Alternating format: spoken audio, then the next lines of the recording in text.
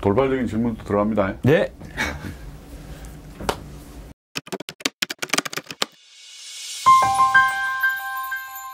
예, 안녕하세요. 저 윤영찬 국민소통수석입니다. 반갑습니다. 소개. 네, 안녕하세요. 청와대 정책실장 장하성입니다. 반갑습니다. 예, 오늘은 우리 청와대 정책을 이끌고 계시는 선장 장하성 정책실장님을 모시고요. 그동안 100일 동안 문재인 정부가 발표해온 여러 가지 정책들에 대해서 얘기를 나눠보겠습니다. 정말 많은 정책들이 있었고요. 그래서 정신없다 뭐 이런 얘기도 하시는 분도 있습니다. 그동안 그 많은 정책들 중에서 가장 기억에 남는 세 가지부터 먼저 질문을 드리겠습니다. 예, 어떤 게 기억나십니까? 아마 저도 그렇고 일반 국민들 입장에서 가장 기억에 남는 거는 치킨값 내린 거. 예. 그리고 이제 이 프랜차이즈 업계, 예. 또 지금 현재 진행되고 유통업계, 예. 이 불공정 거래를 바로잡는 그 공정거래위원회 김상배 위원장이 주도한 예. 그 정책이 있고요. 또 이 정말 많은 국민들한테 그동안 고통을 줬던 이 부동산 예. 정책. 그리고 하나를 더 꼽는다면 오른 최저임금에 대해서 정부가 직접 지원하는 최저임금제를 올리면서 부담을 받게 되는 중소상공인들에게 직접 지원을 한다. 정부가 직접 지원을 한다는 건 사실은 이전 정부에서는 전혀 볼 수 없었던, 예. 그리고 어찌 보면은 또 포퓰리즘이라는 그런 공격도 받을 수 있는 소지가 예. 있습니다. 예. 근데 어떻습니까? 정부가 그런 어떤 중소상공인들에게 직접 지원하는 방식을 적용하는 게 그게 바람직한 건가요? 매우 바람직하죠. 왜냐하면 이 뭐 중기업이나 또는 대기업들은 최저임금이 올라도 충분히 그 기업 자체 수익으로 부담을 할 수가 있죠.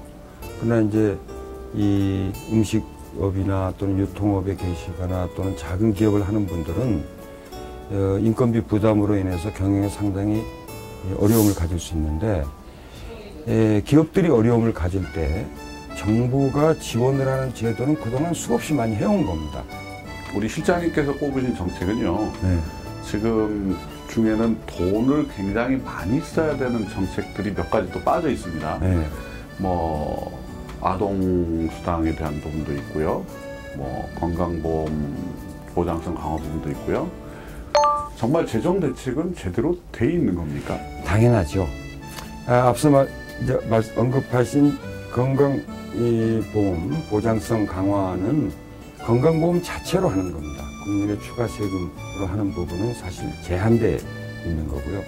아동수당 같은 경우 지금 저출산 때문에 국가의 기본적인 좀 구조가 흔들리고 있는 상황이기 때문에 뭐 우리 정부만이 아니라 지난 대선에서 모든 후보가 공약을 했던 거고, 우리 대통령께서 이 주머니 속에 돈을 어떻게 채워 넣어야 될지 고민을 굉장히 많이 하신다고 들었는데요. 네.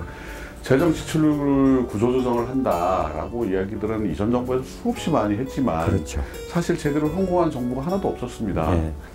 애초에는 약 9조 정도 구조조정을 하겠다라고 했는데, 다시 좀 더 강도를 높여서 11조에서 50천억 정도 구조조정을 해서 과거에 비효율적으로 썼달지 더 이상 할 필요가 없는데도 관행적으로 하는 것을 줄이는 부분이 있고요. 지금 현재 우리나라의 사회복지 예산 지출의 비중을 보면요, OECD 34개 회원국 중에서 가장 낮습니다. 꼴찌입니다. 네. 우리나라의 경제 규모나 우리나라의 재정의 건전성으로 비추어 볼 때 한국이 아직은 사회복지 예산을 더 늘릴 수 있는 여지가 충분히 있다는 뜻이고요. 평상시에 우리 현안 점검 회의를 할 때 분위기 메이커 또는 만담가라는 이런 별칭을 가지실 정도로 아주 재미있으신데 오늘은 재미가 없습니다. 너무 진지하게 이야기를 하셔가지고. 근데 국민들께 지금 국민들을 향해서 이야기할 때는 당연히 진지해야지. 여기서 지금 옳으신 말씀입니다. 예, 결국 재원 문제인데요. 2008년 이후를 보면 우리나라 총 기업의 저축을 보면 총 투자보다도 훨씬 많습니다. 그 이야기는 뭐냐면 기업이 아직도 임금이나 또는 하청대금이나 물품대금이나 또는 세금으로 지급할 수 있는 여력이 있습니다. 투자를 하고도 남는 돈이 있다면 당연히 그것은 국민들의 몫으로 돌아가야 되고 일정하게 소득이 높아서 담세 능력이 있는 국민들이 일정한 세금을 부담하겠다 하는 국민적 합의가 있다면 장기적으로는 우리가 고민을 해봐야 되겠죠. 예, 저도 언론사에 있다가 또 기업에도 있었고요. 그래서 기업의 관점에서도 좀 말씀을 드리자면, 지금 현재 모든 경쟁 자체가 글로벌화되어 있습니다.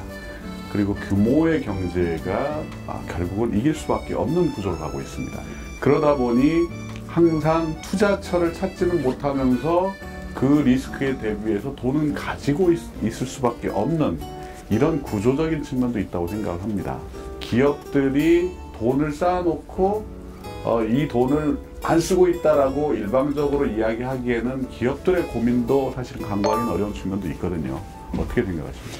이번 법인세 인상과만 관련해서 말씀을 드리면 우리나라에 법인세를 내는 기업이 한 2, 3만 개가 있습니다. 그 중에서 이번에 초대기업 법인세 증세에 해당되는 기업은 2015년 기준으로 봐도 129개밖에 안 됩니다. 처음에 정책실장으로 임명이 됐을 때 사실 많은 분들이 깜짝 놀라지 않았습니까? 아니, 저분은 안철수 후보 쪽에 오랫동안 계셨던 분인데 어떻게 문재인 대통령께서 이렇게 지명을 했을까? 그러면 본인도 생각을 바꾸시게 된 어떤 계기가 있지 않을까? 이런 것들에 대해서 궁금해 하실 것 같은데요. 어떻게 생각하십니까?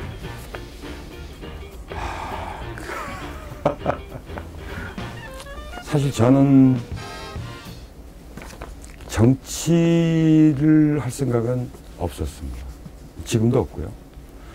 또 정부에 참여하는 것도 지금까지 해온 적이 사실 없습니다. 유일한 것이 이제 아까 말씀해 주신 2012년 대선 때 안철수 후보를 정책을 담당을 했었는데 대통령께서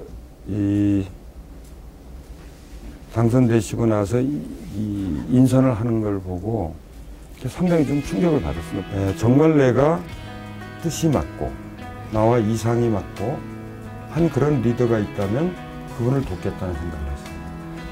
어떠십니까? 100일 동안 대통령님을 지켜본 소회.